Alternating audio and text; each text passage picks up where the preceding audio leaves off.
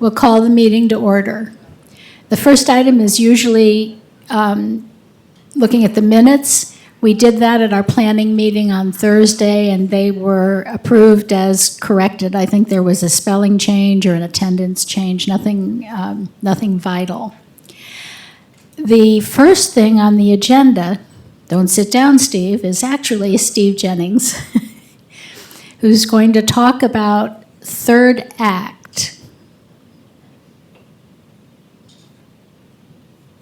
I suppose this is live. Can you hear me all right? Just raise your hand if you can't hear at any point. Lynn, thank you, and council, thank you for giving me this opportunity as a representative of Third Act to let you know about a very important group that has organized recently here in Whitney Center. I'll be speaking for the co-leaders, Fred Morrison and Susan Meredith, who are unable to be here today. John, you're forgiven. Third Act, THIRD-ACT.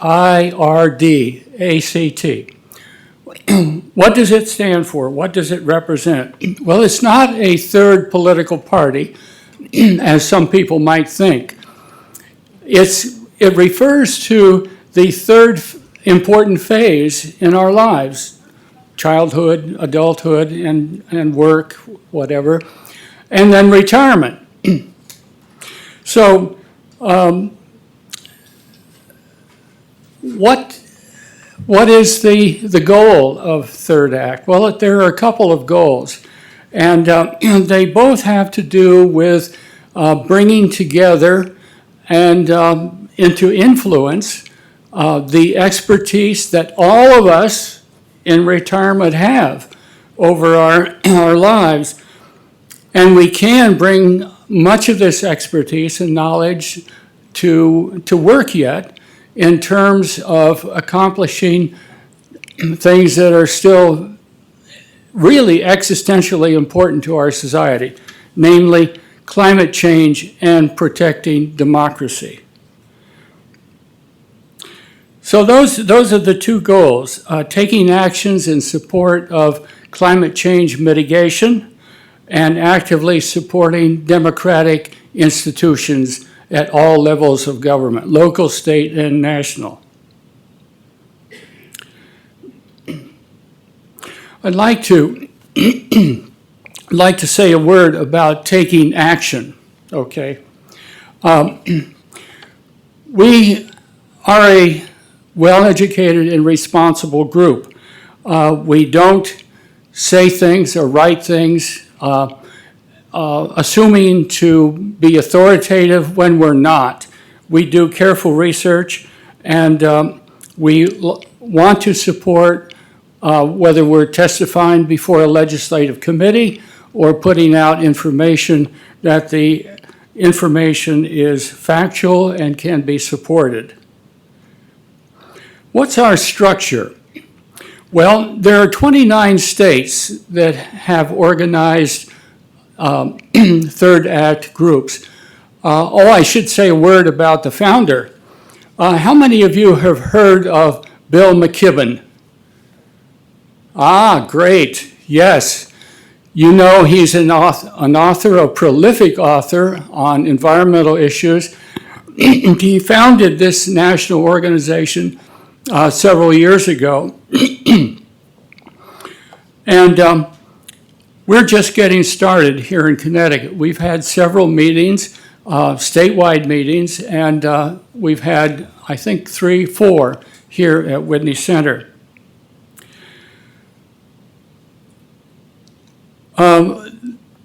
There are about 50 people who have been attending our meetings here at Whitney Center, which is fantastic, I think, for a new group like this.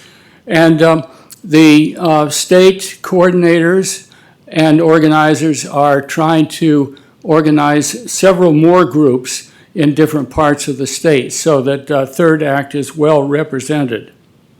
So what are the things that we are pursuing in Connecticut?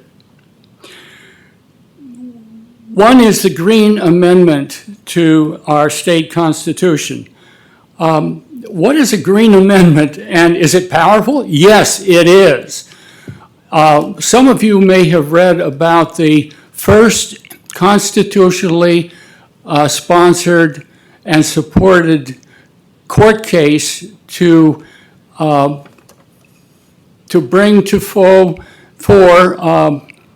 the crisis in the climate and win against the fossil fuel companies. The state of Montana, for years, has had a Green Amendment to their constitution.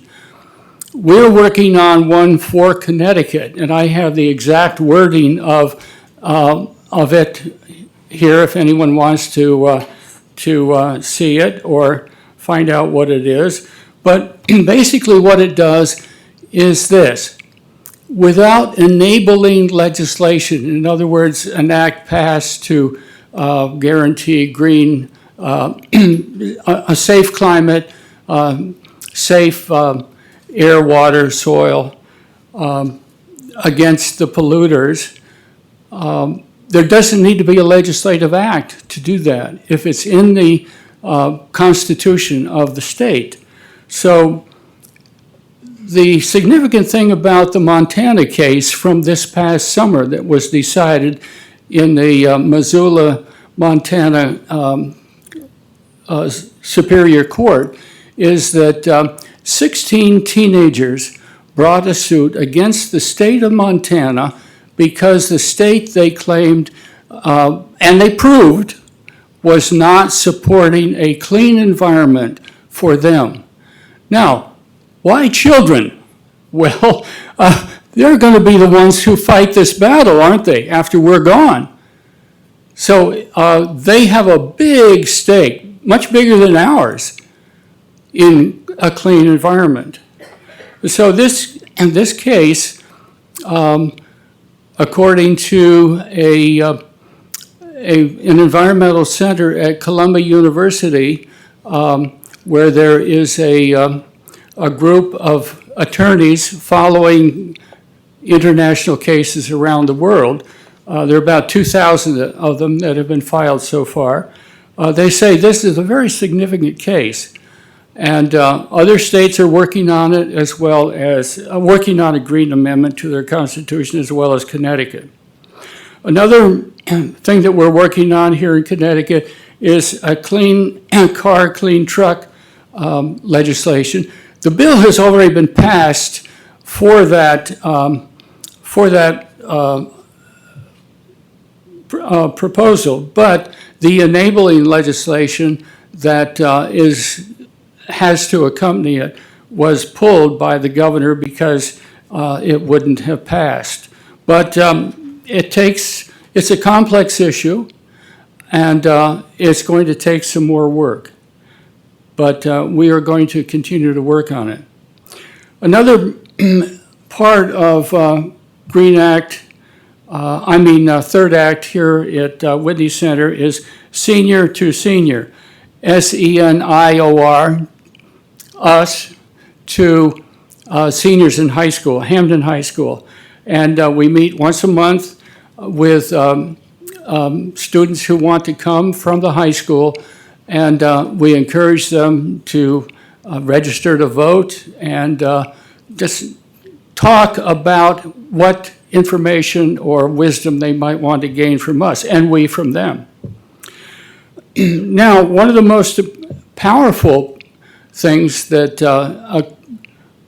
a few people from Whitney Center are already doing is writing postcards in key election districts across the country. Now, you may think that that's not a very important thing to do, to write a postcard to somebody, but these postcards have been very effective. They've changed the Supreme Court in Wisconsin. They changed a number of legislatures, turned them toward more progressive action. And so the postcard writing is a very simple thing that many people can do. The directions are very plain. to you on how to fill them out. And the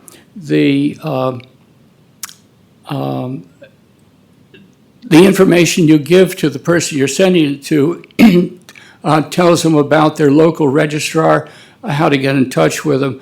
And it encourages people to register to vote and check their registration if they haven't voted in a while. Another initiative is the Costco credit card push to get them to find a new bank, because Citibank is a big financer of fossil fuels. How many of you besides me have a Citibank card without knowing this? Okay, well, now we know.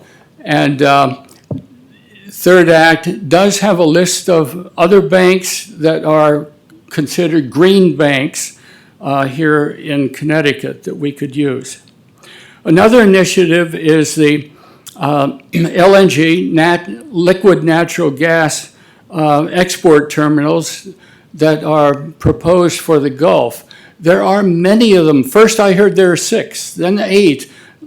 The most recent thing I've heard about these planned terminals to export more and more liquid natural gas from the United States is 20. So whatever the number is, it's high. And Third Act is working to try to get the Secretary of Energy, let's see, her name is Granholm. Anyway, it's easy to find her name on the web. I don't have it quite correct. But some of us are writing letters. So why take on the liquid natural gas industry? It's huge, it's growing, and it's the thing of the near future with fossil fuels. Well, there is a professor of ecology and environmental biology at Cornell who has done a very, very thorough study of the chain that natural gas follows from well to our stoves. And he says it is better to burn coal, believe it or not, than fossil fuels, than natural gas. No one is thinking that way right now, but his information is pretty solid. Some other things that are upcoming is that our next Third Act meeting is here at Windy Center, the 18th of January, 3 p.m., 6th floor, if you're interested. And there is a planned national sit-in at the Department of Energy,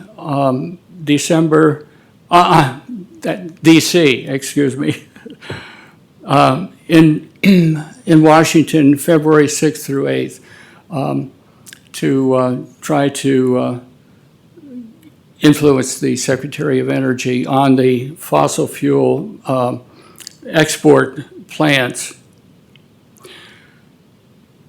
Jennifer Granholm, I do have it in my notes, she's the former governor of Michigan, and she is the present Secretary of Energy, Jennifer Granholm.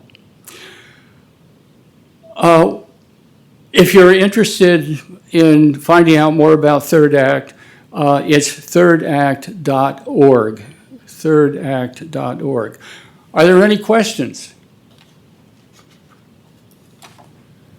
Actually, Steve, we're the only ones who can ask questions at this point. you but I are? do All have right. one, or a point of information. So I was staring at Debbie back there. When you mentioned meeting with high school kids from Hamden High, It is There from is- Hamden High School, yes. because there is a group that's existed since before I moved here, which was a very long time ago, called Bridge Builders.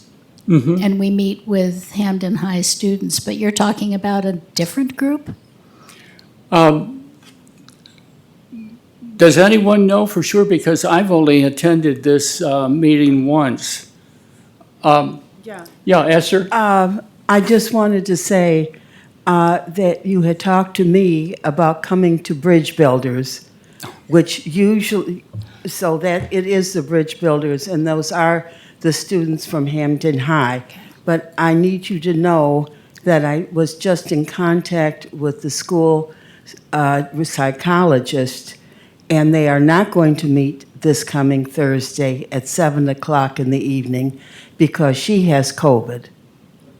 So the children are not coming. So that group will be meeting again in February, and you're very welcome to come at that time. And which Tuesday is that of the month, It please? is the Thursday, the second Thursday Thursday. of the month. Second Thursday of the month. And it's on the sixth floor Commons at 7 o'clock in the evening. And you're very welcome to come. Well, thank you very much. I will be there. And perhaps some of you will be there too. Yeah. I know that I recognize some of you who were there. Yes, I stand corrected. It is Bridge Builders. We do senior to senior conversations. Thank you, Lynn. It's a wonderful group. The kids are, actually, they do a lot of the talking. And we chime in now and then. They're interesting kids. It's an interesting program, and we'd love for it to grow. So, second Thursday, 7 o'clock, up in the Commons. Cookies. They're very good. Thank you, Steve.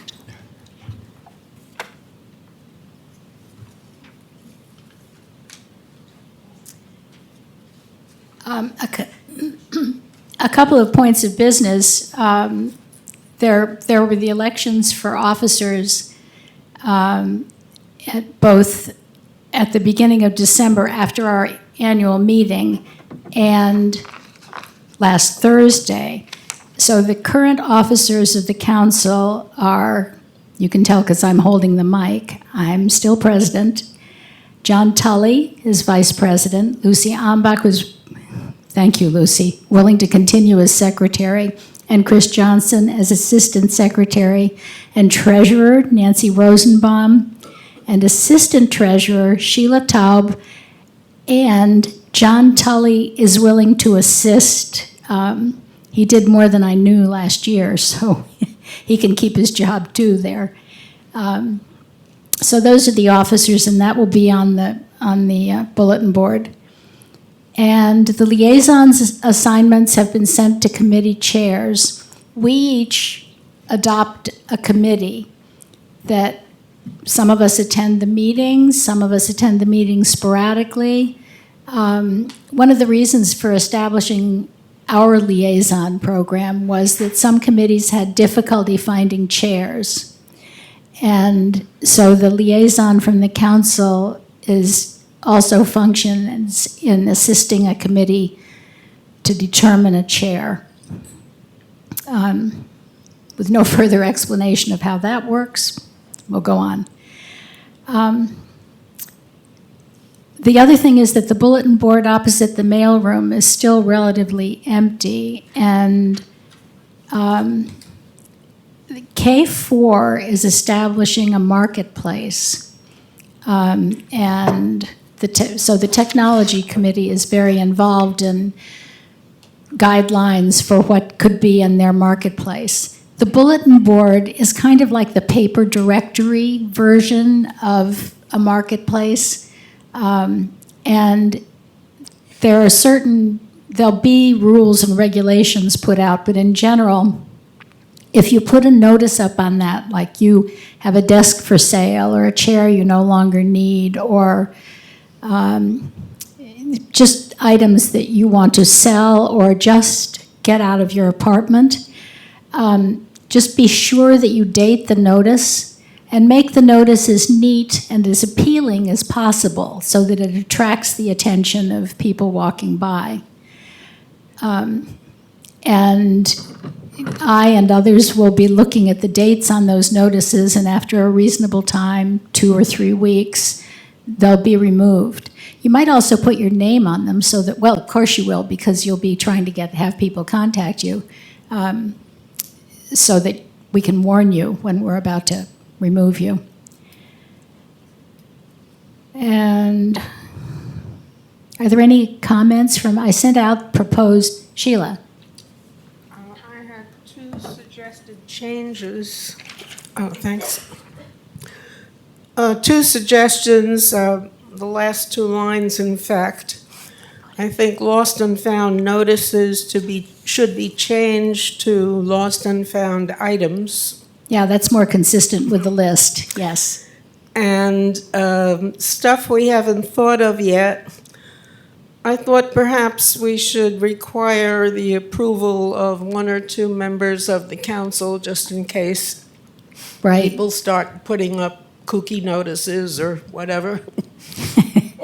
I completely understand that. What Sheila's referring to is that I sort of wrote up a thing following K4's general guidelines. And it says things like notices must be dated. Moving items from the seller to the buyer or the giver-awayer to the recipient will not at all be done by Whitney Center staff, period and exclamation point. You can either hire a handyman, and I'm sure there's a resource somewhere around here that could give you a contact if you really need a mover type person, or family, or friends. You just have to find your own way of moving what you're getting rid of or what you're adopting. And so I made a list that Sheila was referring to, items wanted by a resident, the announcement of new interest groups, because those come and go. And meeting room time changes. In fact, I went to a meeting because I saw a notice on that bulletin board, and I was able to get there, and it was something that I will keep doing. Lost and found items, and then stuff we haven't thought of yet that we'll deal with in an appropriate way. So that's just kind of a proposal for the bulletin board, not to make it so complicated that you wouldn't bother using it, but just kind of keep it neat. Okay, Sheila. Has anybody considered possible liability issues in case somebody gets hurt moving a large piece of furniture or whatever? And should there be a disclaimer in there? That's why staff is not going to move large pieces of furniture. Well, what if Or even a member, a dresser falls on his foot or something? Mike, I'm sorry, if someone is a family member, moving companies probably have their own insurance, but if a family member happens to be injured in the course of moving a heavy item, who would be liable for that? I can't believe that would happen. If a family member is injured, someone in the family would sue who? Staircase in the wrong place? Rug placed by Whitney Center in the wrong place? I can't. Well, as a lawyer, one tries to think of all sorts of possibilities. Just raising the question. I got to say that would kill the whole project. I mean, this is kind of friend to friend, family to family. Yeah, no, friends and family tend to not be so friendly after they get it. Well, that's partly why we're keeping staff out of it, period, so that it is an arrangement that you make. And if you hire a handyman, check and see if he has, be sure he has insurance and not just a kid. Joe. Having been in the liability insurance business for 65 years or so, I can tell you there would be no negligence in that instance of family member doing it, and it'd be up to the family member themselves to make sure that they're protected and not doing something they shouldn't do. Thank you, Joe. That's a relief. I was beginning to worry. John, you had a comment?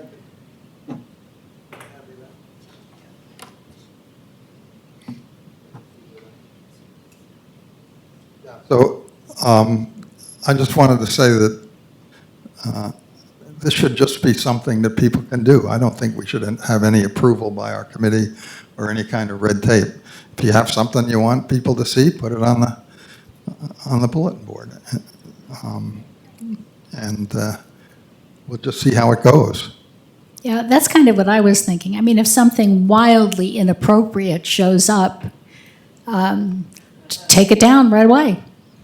And that's the solution. So pay attention to the bulletin board. There might be something interesting. Probably not. Okay. The other thing that is coming up is a meeting of something called CONCRA. That's the Connecticut Continuing Care Residents Association. And it's going to meet here in 2 weeks from tomorrow. And it's not open to everybody. It's a meeting of a couple of representatives from each of the CCRCs in Connecticut. There are about 17 of them.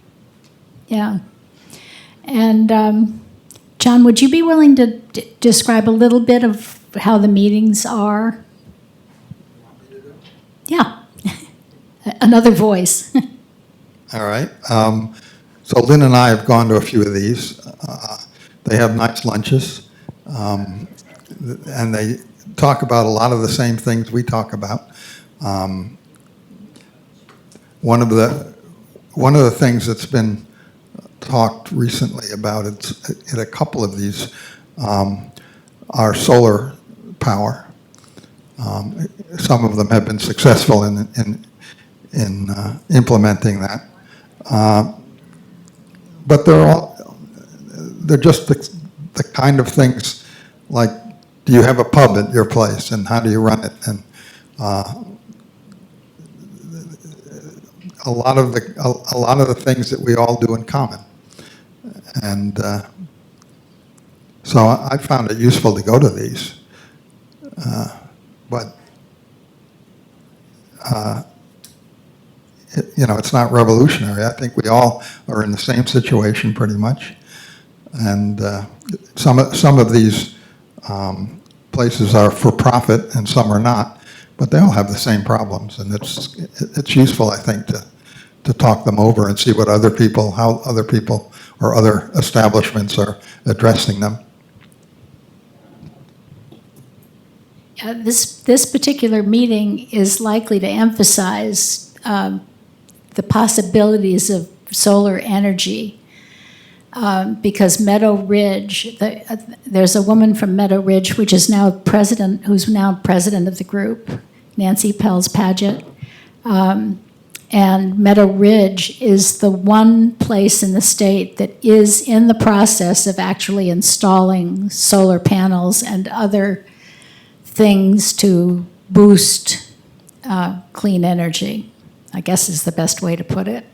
And it is interesting to talk with other people about what's going on and to realize that while I might envy this or that in this or that place, Whitney Center is really wonderful. It's easy to boast about us. Perry? Oh, Joe. Just want to let you know that the Conservation and Nature Committee has brought up the idea of solar power here at Whitney Center.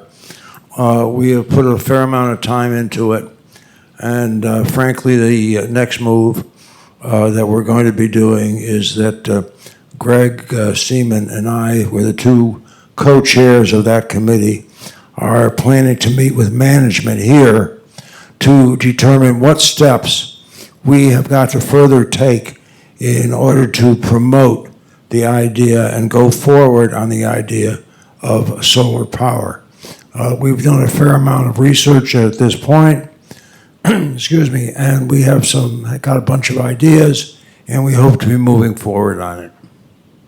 Thank you, Joe.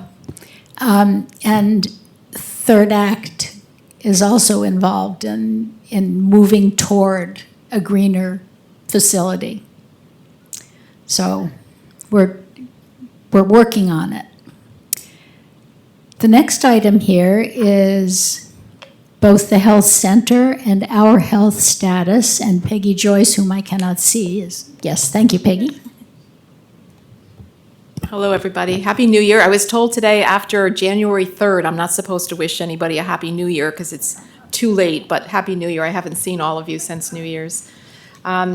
From a health perspective, so far, so good. I know one case for some of you is too many, but we have currently in our campuses between Meadow Mills, we have no one, and between the north and the south building, we only have 2 cases of COVID.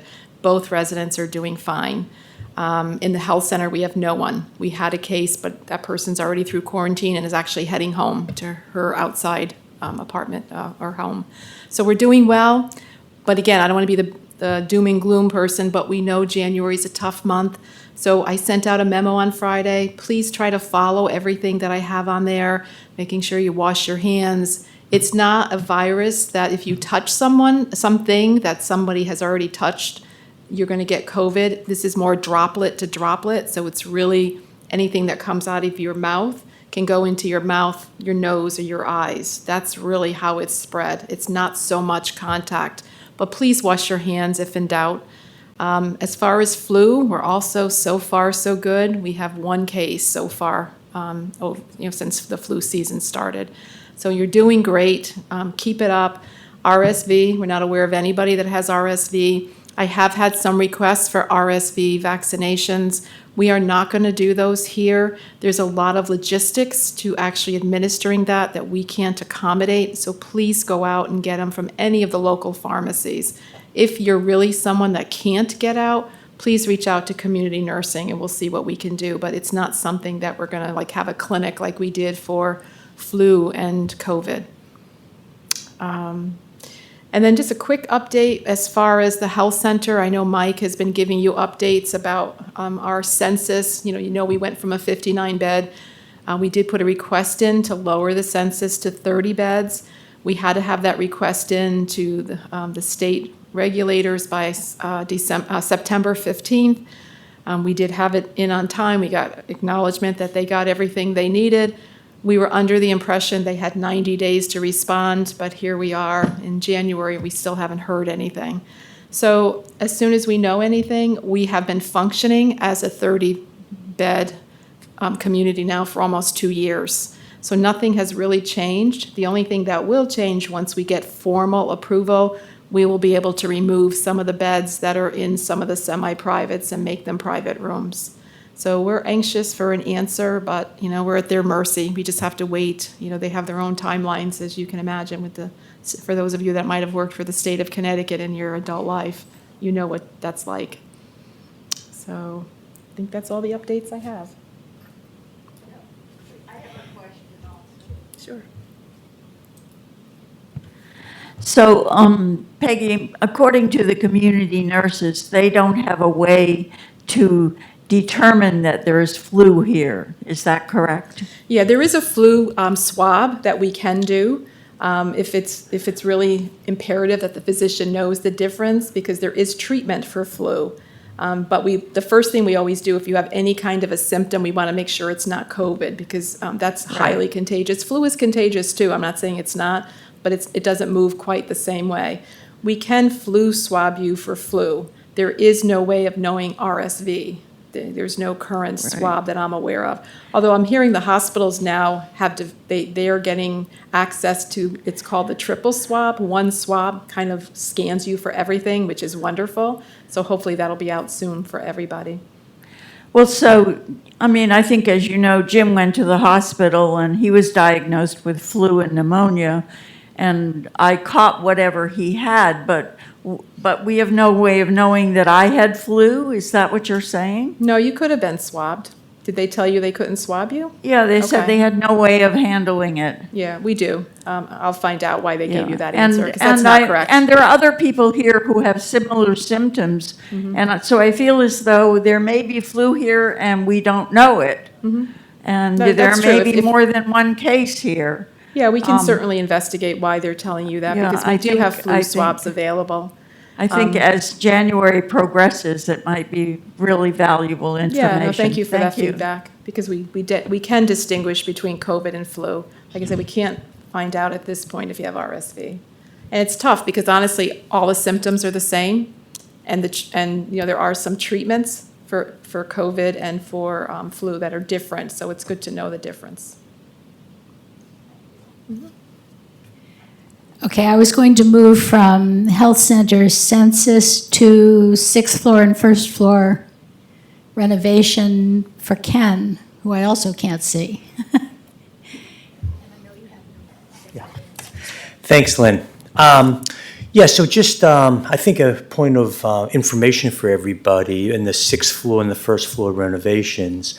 Early last fall, this past fall, we did a bunch of questionnaires to our residents to get input specifically on the sixth floor. Mike is working with a group of team members and an architect to evaluate, get input from our residents, take a look at what type of changes we want to make in on the sixth floor. As we got a bunch of information in from our residents, what we've realized is we can't do anything here in isolation. Yeah, we need to renovate the sixth floor and take a look at that space, but at the same time, we also have to take a look at the space on the first floor. So Mike is working very closely with the architects. He's going to be coming through the House Committee and working very closely with the House Committee as well. In fact, he came in November and gave an update there. He'll be coming in this winter, probably February or March, actually. The House Committee has given Mike a task to bring some information back to them. So Mike Rambros is leading this charge. We'll be working very closely with the House Committee. So those that are interested, this is a plug to come to the House Committee to be part of that process. What the House Committee asked Mike was to bring back some information from a process that we went through prior to COVID, because prior to COVID, we were taking a look at a campus redevelopment, but that was put on hold. And Mike can go into more explanations, but it was really cost prohibitive from some of the information that we wanted to change here. But there was really some really great ideas from that. And that's what the House Committee is asking Mike to come back to. So Mike will be given more of a report at the House Committee and probably back here at Resident Council on that renovations. Okay? And the House Committee is meeting on the second, is it the second Tuesday, third Tuesday? Third Tuesday at 10:45 in the conference room. Right. And that information is on the Residence Council bulletin board.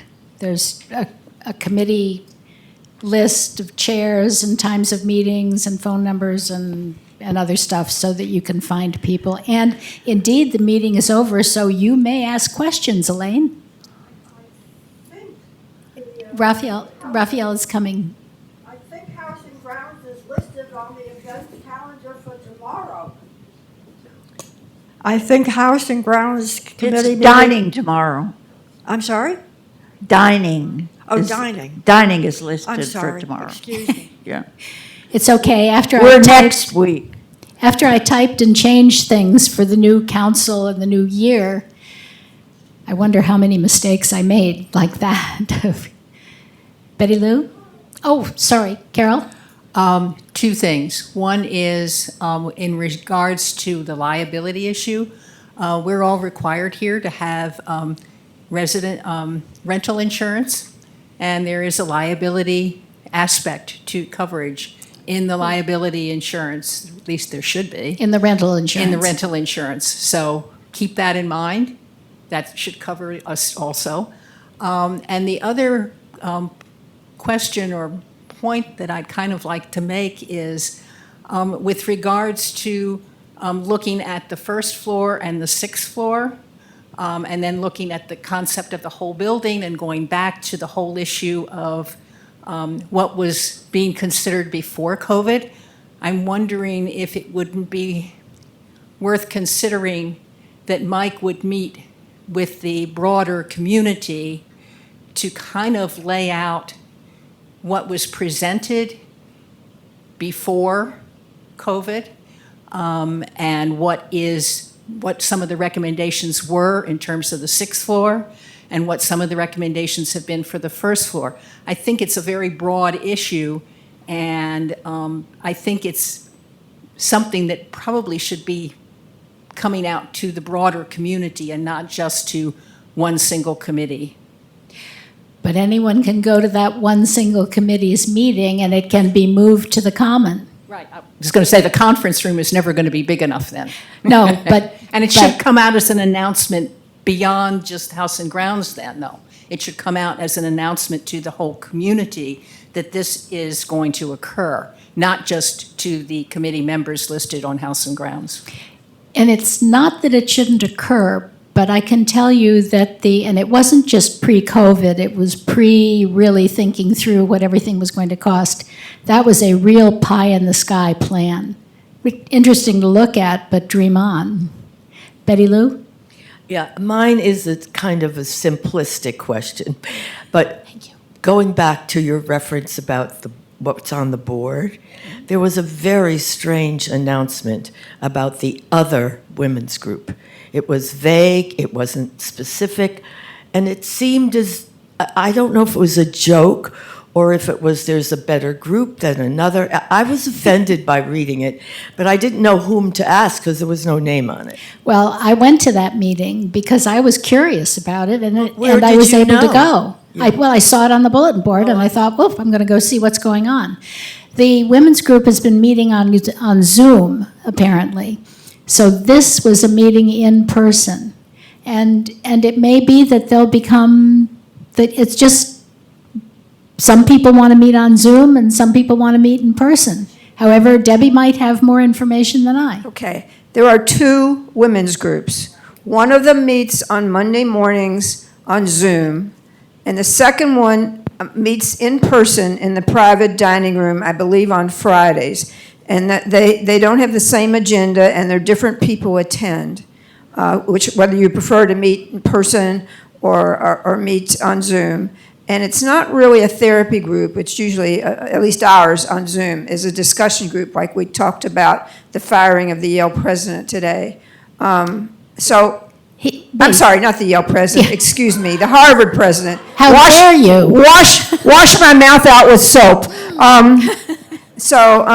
I didn't see the notes they're talking about, but that's the story of the two women's groups. Okay, so it's in person versus, but not really versus Zoom. So you can go on Zoom on Monday and see what the Monday one is like, too. I might do that. If you're interested in either group, you should contact Laura Sorensen, who runs both groups. Oh, I thought we ran that second group ourselves. Betty? Wait, microphone coming. There it is. Thank you. The women's group that meets on Fridays at 11 o'clock started out just as an alternative to those people who felt more comfortable meeting in person. It has grown, and I think the group is feeling its way as to what it wants to be. But at this point, it really expects to be a repetition of what the regular Monday group is. Is that right? Meryl? And I'm wrong because I wasn't at that last Friday meeting, and Charlotte has more information. We'll get there. I was there, and Laura does not work. Laura does Hold not. it like this. Laura does not work on Friday, so she is not available to meet with the women's group on Friday. They had initially thought they would use the kind of theme that the Monday group was using, but the group that met last Friday felt they went around discussing their interests and backgrounds, and they decided they would keep it more flexible. And they are planning to continue on Fridays as a single group without Laura because she's unavailable. Thank you, Charlotte. Merrill? Getting your steps.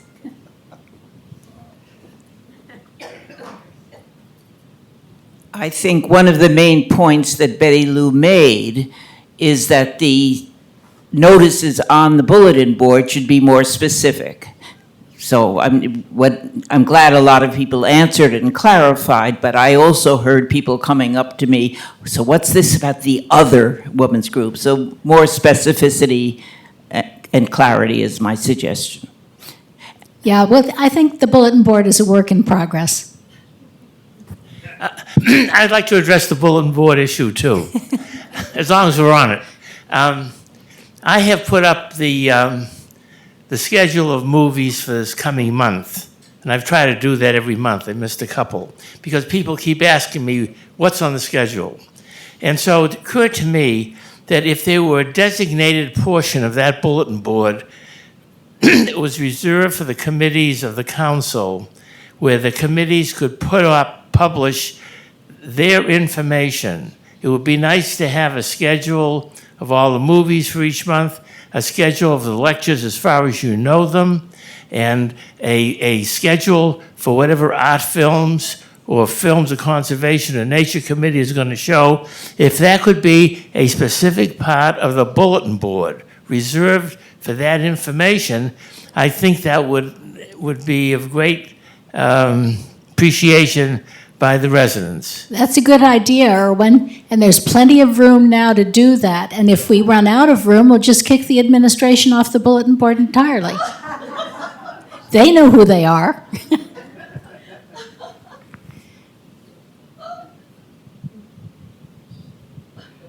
Hi, I'd Gus. like to invite any of you, all of you, to participate in our first storytelling of the year, the third Thursday of the month. We had a successful year. This is, well, for us, I guess the second or third, only missing John Watson, who I hope we can bring back again to help me out. So I put new notices in the box by the south desk. Maybe I should put copies of them on the bulletin board and people can tear them off to sign up with a place for your name, telephone number, email, title, and my name and telephone number. Maybe on the bulletin board, you can direct to the box with the forms in it, because if people rip the forms off the bulletin board, they'll be flying thumbtacks Then we won't or put 'em whatever up. those things are. So they're in the box by the south desk. And just fill them out and toss it back in the box. And with any luck, as I pass by, I'll find you and call you back on the phone. Okay. I've always thought that storytelling was the best getting to know you program in the building. The stories, every story tells a story about the person telling it. Evie?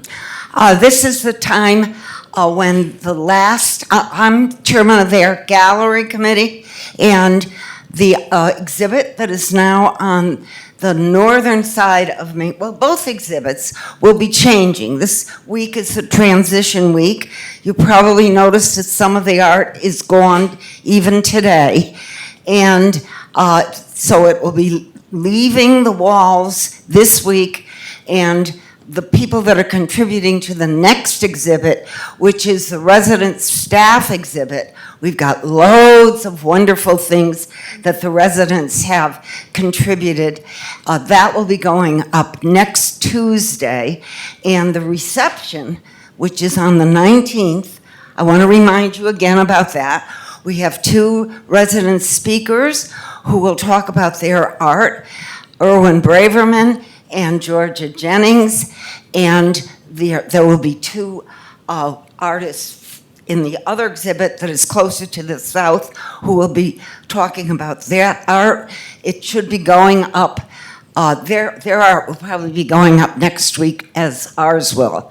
So the 19th is the reception, 2 o'clock in the afternoon, speakers, wine and cheese, and viewing of the new art. And I just want to remind everybody, you'll be getting a notice. Everybody will be getting a poster with all the participants' names on it. Thank you, Evie.